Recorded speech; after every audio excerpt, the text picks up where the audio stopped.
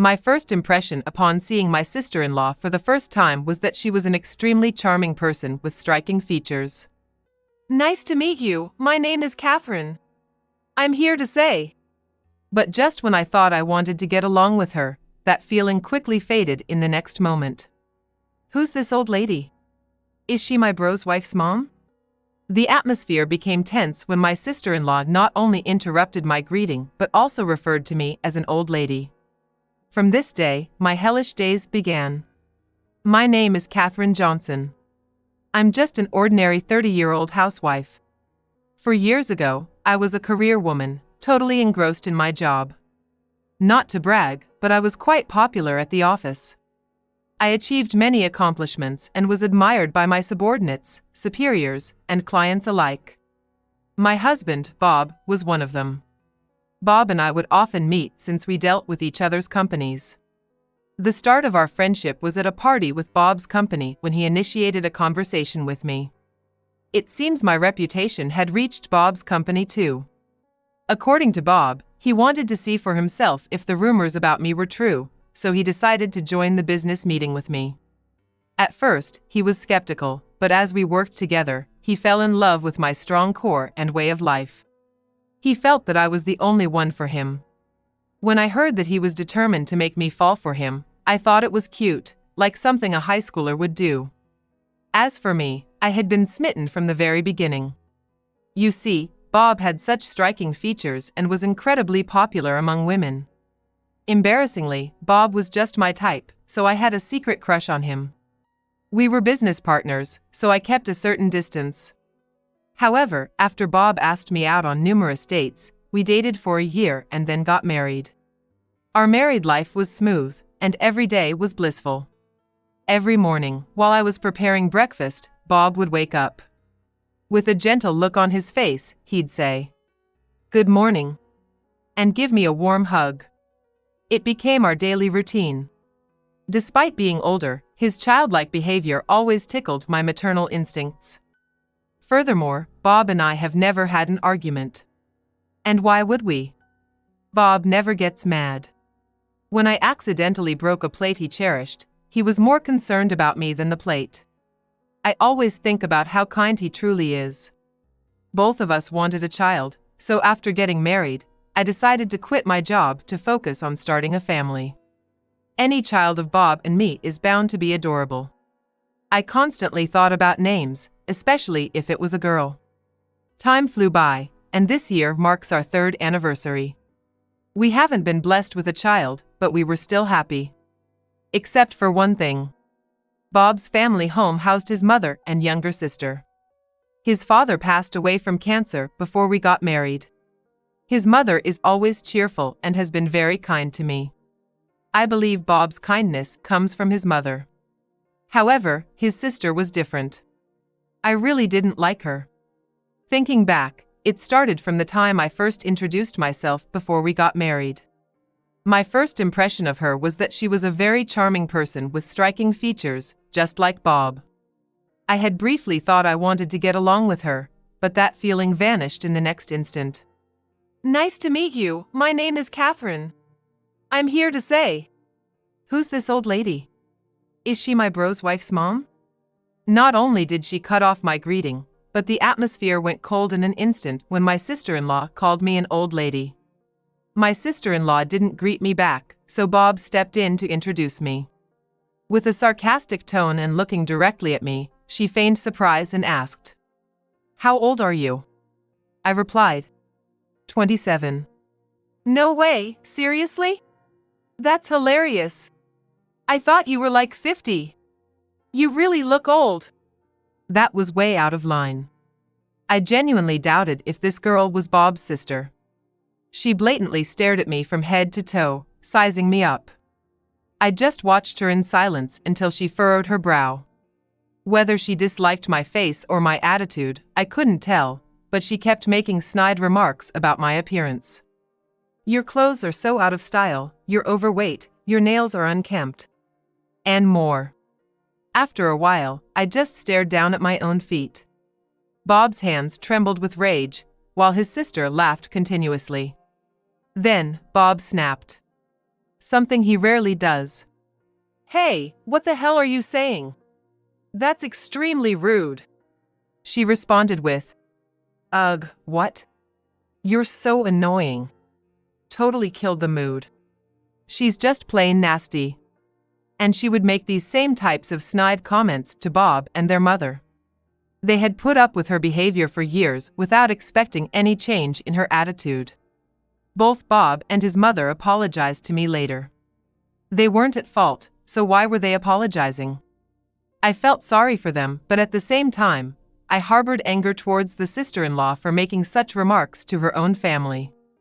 To minimize contact, I decided not to visit Bob's family home anymore. I heard about the sister-in-law through their mother, but she never caused any harm to us, so I went on living my life peacefully. Then, one day, an incident shattered my happy daily life.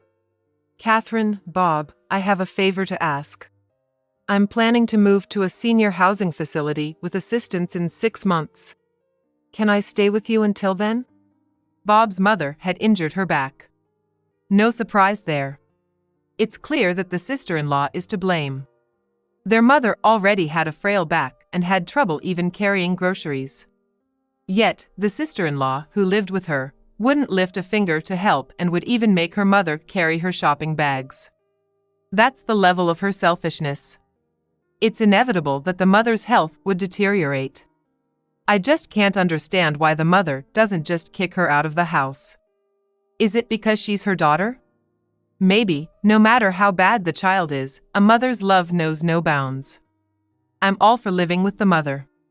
But that's only if it's just her. If we live with her, it means the sister-in-law comes with the package. Accepting it was the last thing I wanted. But I was concerned about the mother's health, so I felt I had no choice but to accept the sister-in-law moving in too. Just as I had expected, living together was hell. From morning to night, the sister-in-law would only spew venom. Especially at me.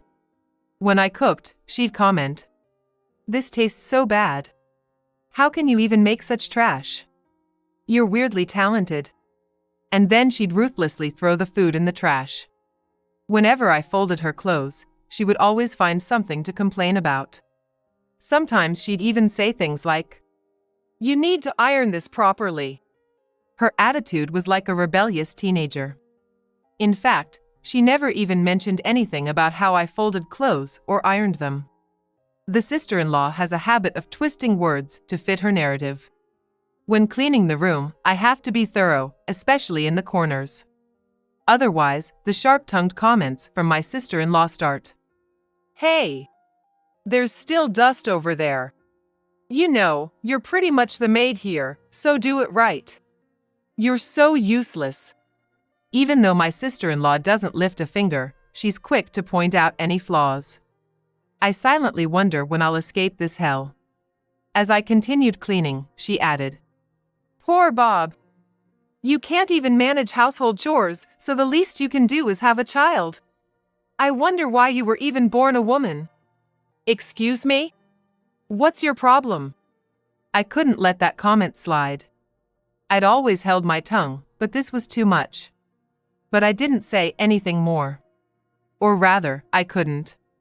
The look on my sister-in-law's face was terrifying, as if she was looking at something filthy. The pressure was so intense I couldn't help but look down. It was frightening. It was infuriating. All these feelings were swirling inside me, and all I could do was hold back the tears. Then my sister-in-law left the room, laughing smugly. One day, my sister-in-law came home in a great mood.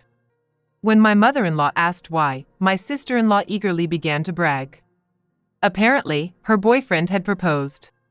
She boasted that he's tall, handsome, and earns a high income. She immediately approached me and brought up my inability to have children. "While I'm on top of the world, losers like you should fulfill their roles as women by having kids." She laughed at me with that familiar, mocking tone. It was shocking. She didn't have to say that in front of Bob and my mother-in-law. Bob got angry at my sister-in-law's comments, but she wouldn't listen.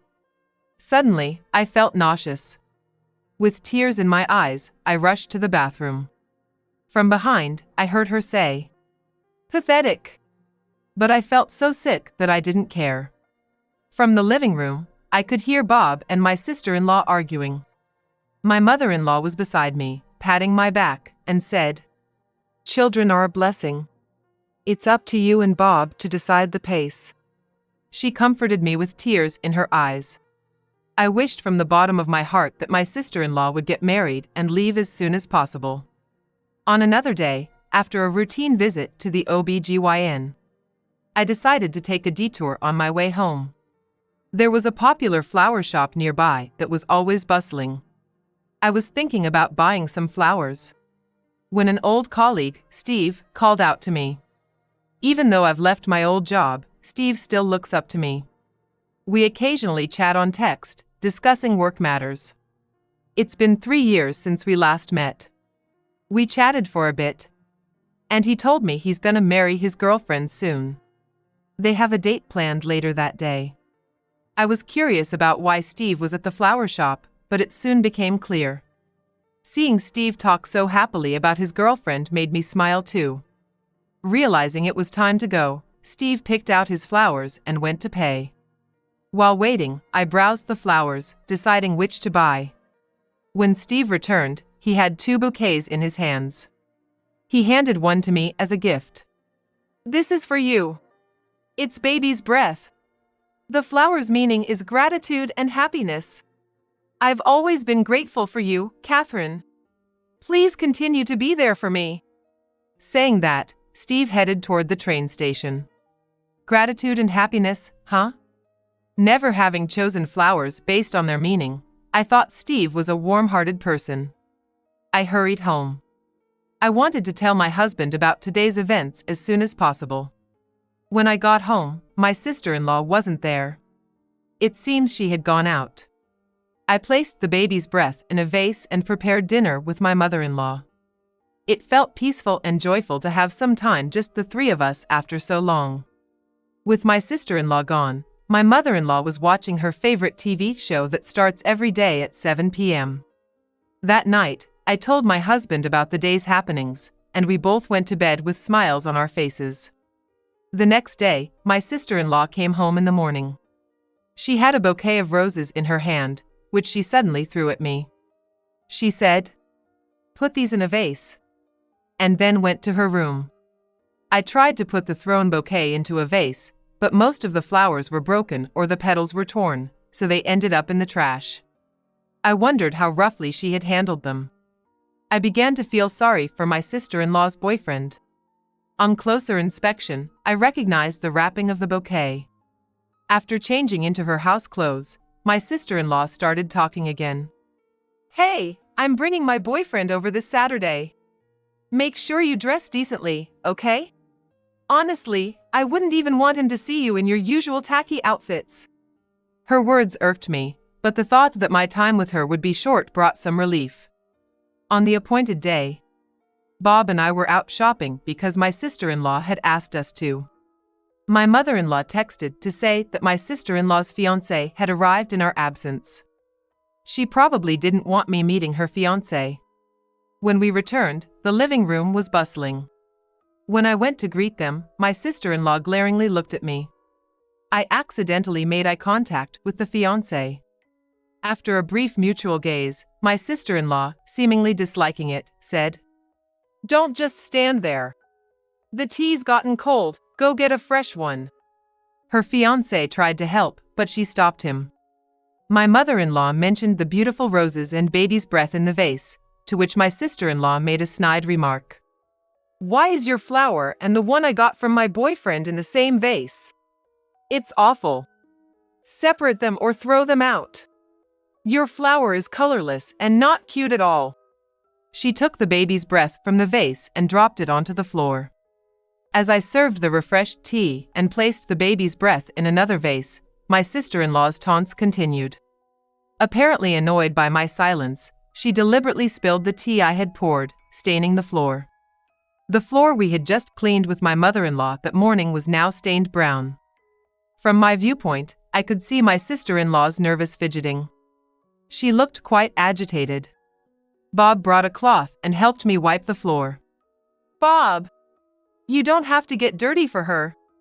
Come on, let's sit and chat. The atmosphere was tense. Did my sister-in-law not realize that her words were backfiring on her?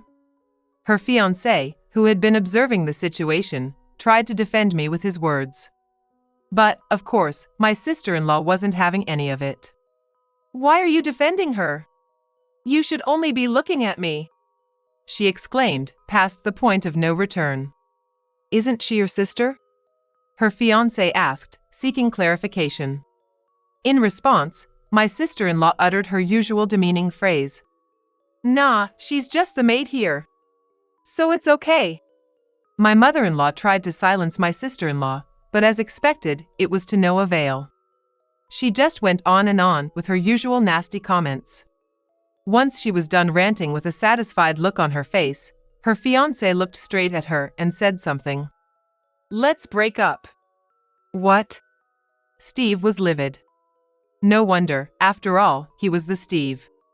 I kind of guessed that my sister-in-law was engaged to Steve. The bouquet of roses my sister-in-law brought home was the same one Steve had bought just the other day. Catherine is a senior colleague at my workplace, someone I respect and who's kinder than anyone else.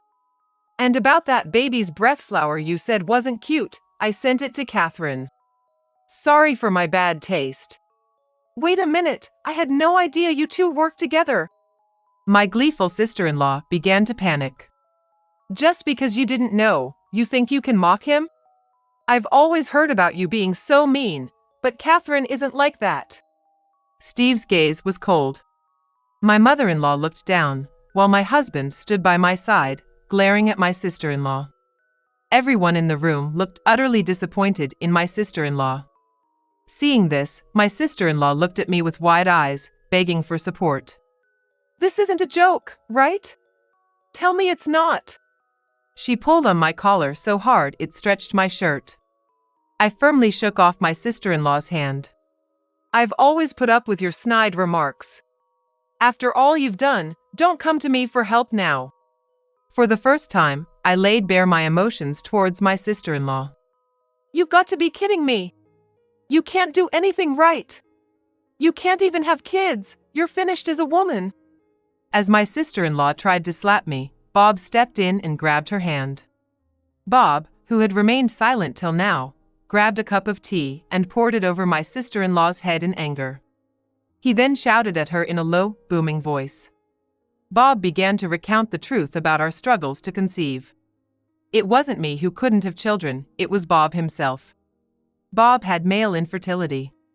After diligent treatment, it was cured. And now, I was carrying our baby. Furious at my sister-in-law's comment, Bob shouted at her to apologize immediately. Seeing her brother truly angry for the first time, my sister-in-law was so startled she fell on her butt. What's going on? Mom, you're on my side, right? My sister-in-law tightly grasped my mother-in-law's hand, clinging to her leg in a comical manner. But she was shrugged off. I'm done with you. I've let a lot slide because you're my daughter, but I've reached my limit. Leave this house now. You're the worst daughter. You ungrateful brat. My sister-in-law, thinking her mother was her last ally, was abandoned by even her. Clearly, even she was taken aback by this. She ran to her room, crying. Steve said he would contact us later and left the house. My mother-in-law hugged me and said, "You endured so much, you did well," while patting my head. My mother-in-law, hearing for the first time that I was pregnant, cried with a smile saying, "Why didn't you tell me sooner? Congratulations." Bob apologized for not protecting me properly. It was a tumultuous few minutes, but I felt refreshed having finally expressed my feelings to my sister-in-law. I'll never forget what happened today. Later, my mother-in-law moved to a senior living community, and the family home was sold. Bob and I decided to move closer to my mother-in-law. We wanted her to watch our child grow up. I haven't heard anything about my sister-in-law since. After that, Bob dragged his reclusive sister out of the room and forcefully threw her out of the house, belongings and all. No one has been in touch with the sister-in-law, so nobody knows where she is or what she's up to. I got a message from Steve via text that he had sent a letter and some flowers. A bouquet of baby's breath had just arrived in the mail. I put the bouquet of baby's breath into a vase and started reading the letter. Catherine, I'm so sorry for my late response. How have you been feeling? Congratulations on your pregnancy. It was such unexpected happy news that it even made me happy. The letter went on to discuss his relationship with the sister-in-law after that incident. It seems that Steve and the sister-in-law had met once after the event. This was because it later came to light that the sister-in-law had been two-timing. Steve found out when the other man she was seeing contacted him. Since then, he's cut ties and they're no longer in touch. If they had gotten married, he would have surely regretted it. The letter was filled with his gratitude. I should be the one thanking Steve, but he really is a sincere young man. I truly hope he finds happiness. The end of my sister-in-law, who bullied me relentlessly, was unexpected. Through these events, I realized how one's actions, good or bad, come back to oneself based on how you treat others. I hope my child will be filled with compassion and understanding.